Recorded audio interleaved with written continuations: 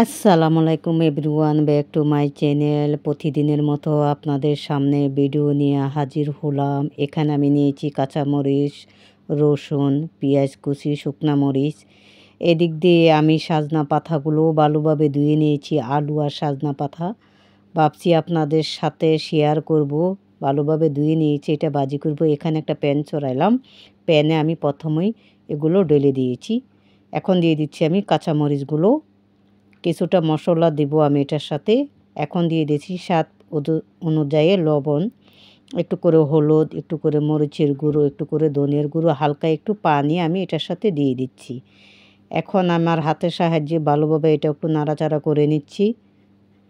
তো আপনারা কেমন আছেন? আশা করি ভালো আছেন। এখন আবারও আমি একটা প্যান চড়ালাম, প্যানে প্রথমে তেলটা একটু গরম হবে, আমি শুকনো মরিচগুলো দিয়ে দিলাম। শুকনা মরিচগুলো একটু ভালোভাবে ভেজে নিলাম। এখন দিয়ে দিলাম আমি রসুন কুচিগুলো একটু ভালোভাবে ভেজে নেব, বাদামি কালার হয়ে যাবে। তারপর আমি পেঁয়াজ কুচিটা এখন দিয়ে দিয়েছি, একটু বাদামি কালার হয়ে যাবে। তারপর আমি শাকটা দিয়ে দিব এটার সাথে। দেখুন শাকগুলো সিদ্ধ করেছিলাম, আপনাদের সাথে তো শেয়ার করেছি। এখন আমি ভালোভাবে এটা নাড়াচাড়া করে নেব। হয়ে গেল, দেখুন মাশাল্লাহ দেখতে অনেক সুন্দর দেখা যাচ্ছে। এদিক দিয়ে আবার আমি কিছুটা সবজি নিয়েছি, গাজর নিয়েছি, টমেটো নিয়েছি, শিমলা মরিচ নিয়েছি, পেঁয়াজ নিয়েছি, আদা নিয়েছি, রসুন নিয়েছি। এগুলো ভালোভাবে আমি আজকে খিচুড়ি বোনা বানাবো, ডাউল ছাড়া। আজকে আমি ডাউল ইউজ করব না। এখানে আমি আবার ধনিয়া পাতা কুচি নিয়েছি, এগুলো আমি ভালোভাবে হালকাভাবে একটু ভেজে নিব।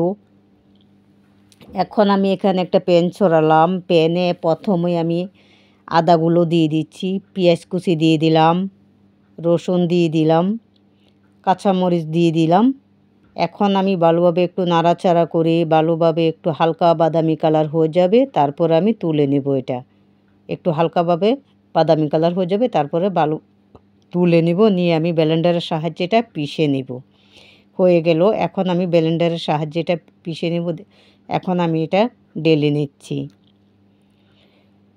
এখন দিয়ে দিচ্ছি আমি ধনিয়া পাতার সাথে আমি ভালোভাবে এটা পিষে নেব। হয়ে গেল আমার, দেখুন কত সুন্দর, মাশাআল্লাহ দেখতে কত সুন্দর দেখা যাচ্ছে। এখন আমি পাতিলাটা চড়াই দিলাম, পাতিলাতে আমি প্রথমে তেলটা দিয়ে দিচ্ছি। এখন দিয়ে দিলাম আমি পেঁয়াজ কুচি, কিছুটা গরম মশলা, দুটো তেজপাতা দিলাম, দুটো দারচিনি, কিছুটা জিরে দিয়ে দিলাম, কিছু গরম মশলা আমি এটার সাথে মিক্স করলাম, কেননা আমার কাছে গরম মশলার গুঁড়ো আছে তার জন্য। এখন আমি সবজিটা দিয়ে দিচ্ছি, সবজিটা ভালোভাবে এটার সাথে ভেজে নেব। ভেজে নিলে তাড়াতাড়ি সিদ্ধ হয়ে যাবে, খিচুড়িটা খেতেও টেস্টটা অন্যরকম আসবে। তো আপনারা কেমন আছেন? আশা করি ভালো আছেন। আলহামদুলিল্লাহ আমিও ভালো আছি। দেশ বিদেশে যেখানে আপনারা অবস্থান করছেন, আশা করি আপনারা লাইক দিয়ে যাবেন আমার ভিডিওটা যেখান থেকে দেখবেন। প্লিজ। এখন আমি টমেটোটা দিয়ে দিয়েছি, টমেটোটা দিয়ে আবারও ভালোভাবে একটু নাড়াচাড়া করে নিচ্ছি। এখন আমি একটু পোলাওর মশলা আমি এটার সাথে দিয়ে দিচ্ছি। পোলাও মশলাটা দিচ্ছি 1 চামচ মরিচের গুঁড়ো, 1 চামচ হলুদের গুঁড়ো, 1 চামচ ধনিয়ার গুঁড়ো, 1 চামচ গরম মশলার গুঁড়ো, আবার একটু করে গরম মশলার গুঁড়ো দিয়ে দিচ্ছি। এখন আমি হালকাভাবে একটু পানিটা দিয়ে দিচ্ছি মশলাটা কষানোর জন্য। এটাতে আমি লবণ দেই নাই, কেননা পোলাও মশলার মধ্যে লবণ আছে তার জন্য। এখন আমি পানিটা একটু দিয়ে দিলাম, দিয়ে ভালোভাবে মশলাটা কষিয়ে নেব। বা যত কষাবেন এতই এই খিচুড়িটা খেতে ভালো টেস্ট লাগবে। এখন দিয়ে দিলাম আমি চাউলটা ভালোভাবে এটার সাথে মশলাটার সাথে কষিয়ে নিব কিছুক্ষণ। তারপর আমি অন্য চুলাতে গরম পানি বসিয়েছি, পানিটা আমি এটার সাথে ইউজ করব। এখন পানিটা আমি দিয়ে দিব, দেখতে পেরেছেন আমি পানিটা দিয়ে দিচ্ছি। আর আপনারা যেখান থেকে আমার ভিডিওটা দেখেন, আশা করি আপনারা লাইক দিয়ে যাবেন।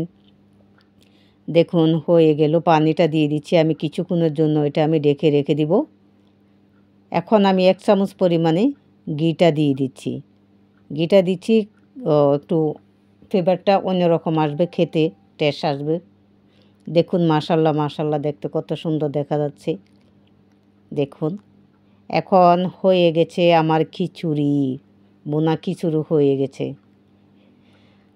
আর এদিক দিয়ে আমি সাজনা পাতার ভাজিটা দেখুন কত সুন্দর হয়েছে মাশাআল্লাহ।